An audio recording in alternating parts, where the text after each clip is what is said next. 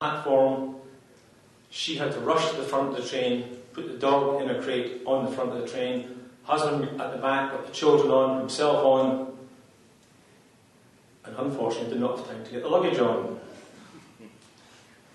Wife walked down the train as it was moving, found the husband and family, and at least they were all safe and sound. And all they could do at that point in time was hope and pray that the system would work and Amtrak would finally get their luggage to Wilson, North Carolina. The train duly arrived, God knows how many hours later. A family member met them, took them home, and at least had a good celebration that they were all there safe and sound.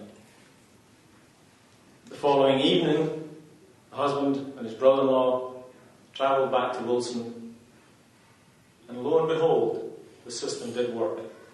All the luggage arrived safe and sound. So there they were, ready to start a new life in North Carolina. Now, this young family had no major skills, no PhDs, no fancy degrees. They weren't getting transferred with their company. They literally had to start from scratch. And with the help of the family friends, they managed to find a job and start a new life. And I'm sure you can imagine what a struggle it was for them. They had a fairly comfortable life in Scotland. But here they were, literally starting from scratch. And finally managed to save up enough money, buy a little house. The children, well, the oldest girl was already in school. The two younger ones, as soon as they were eligible, started school. And of course the children, being as young as they were able to mix and make new friends very quickly. And knowing that the family, as I do, the husband and wife also did the same. So even though it was a struggle, they were able to settle in and enjoy life in North Carolina. The little boy, however, had definitely still got his heart set on becoming a pilot. But it was fairly evident, not too long after starting school, that he wasn't a gifted academic. Like so many of us, he was much more of a plodder, and schoolwork was a real dredge. Didn't really enjoy it that much. But he worked hard, got through his homework, and managed to keep passing the tests enough to get passing grades. And so life went on for this family. And this young boy, in his early teenage years, was asked to write an essay as a part of a school project. This essay was so poignant, and I will not go into details about it at this point in time, but it was so poignant that his teachers were so concerned about him, they thought he needed counselling. But the truth of the matter is, he was only telling life as it really was and as he saw it. And it took quite a bit of doing to convince the teachers that really he was quite a normal kid. There's really nothing wrong with him. Unfortunately, so many people in this world want to put labels on children just because they tell life as it really is. Some of us have that tendency all through their life. So anyway, he carried on, and high school came along. And he really was never a bothersome kid at all. But his goal was always to become a pilot. He worked hard, delivering papers. He actually came and worked for me for a little while. I had a business in Goldsboro. And he'd come after school and work in my workshop. And it really was always a great little kid to be around. I treated him rather roughly sometimes. That's just a part of growing up. During the high school years, he joined the ROTC program, which he hoped would be a stepping stone for him to get into the Air Force and become a pilot. High school finished, graduated, and it was now time for college. As I mentioned earlier, this family had no money. They struggled just to survive.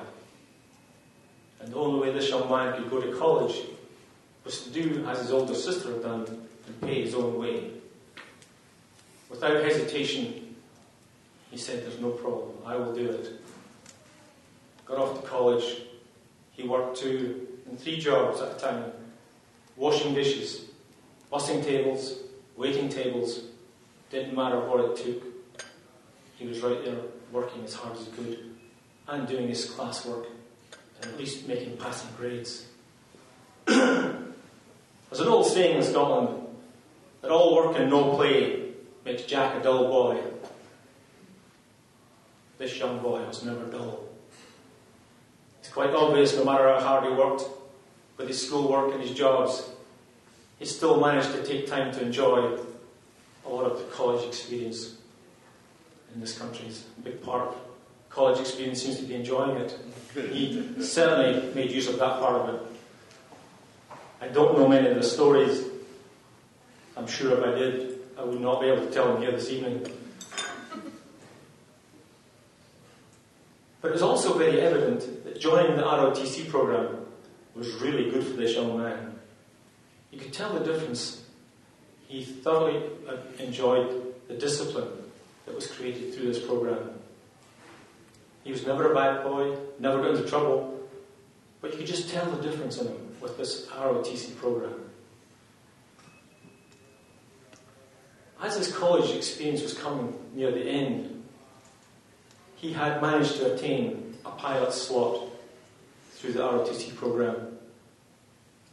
And there was one other slot available which one of his classmates had. The administration was in power at the time were making drastic cutbacks in the military. And right before graduation, he was told there was actually only one pilot slot left. And this pilot slot went to his classmate. The main reason being, his classmate's father had been in the military all his life. And at this point in time, the old boys network takes over, and the pilot slot went to him. Here was this young man who devoted his life from the age of 3.5, thinking of nothing else but becoming a pilot. And right as he was about to graduate college and go into the Air Force, his dream had been totally shattered. He was truly devastated. But somehow the world works in mysterious ways.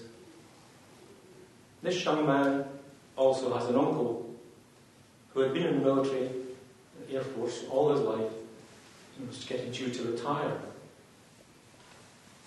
At that point in time, he was stationed in Dover, Delaware, and he came to the graduation, knew what had happened, and took this young man aside. And he explained to him, yes, it's all very well being a fighter pilot, but if you really want a career in aircraft, you really need to think about getting into the major airlines and not only being able to fly, but have a good living and a good career ahead of you. He said, I can't make any promises, but there is a reserve unit in Dover, Delaware, and I could at least talk to the commander and see if we can't get you an interview and possibly get into the reserve unit and fly the C-5s. Well, I'm sure at this point in time, the young man was so devastated, he really didn't want to think about it. But after graduation, and a little bit more coaxing, he asked his uncle to go ahead and try and get an interview for him. His uncle did as he was asked. And right enough, he did get an interview in Dover, Delaware. And I'm sure that interview went extremely well. His personality alone would have carried him through. But then it came to taking the test. And as I mentioned earlier, he was not a great academic, and I truly believe this test was a lot more difficult than I had anticipated. I think, in actual fact, he may have failed it the first time. But fortunately, he was allowed to take it again, and did pass. He joined the reserve unit in Dover, Delaware. They sent him off to pilot training. And it's an amazing thing, ladies and gentlemen, that when you start to learn something that you truly love, and truly are passionate about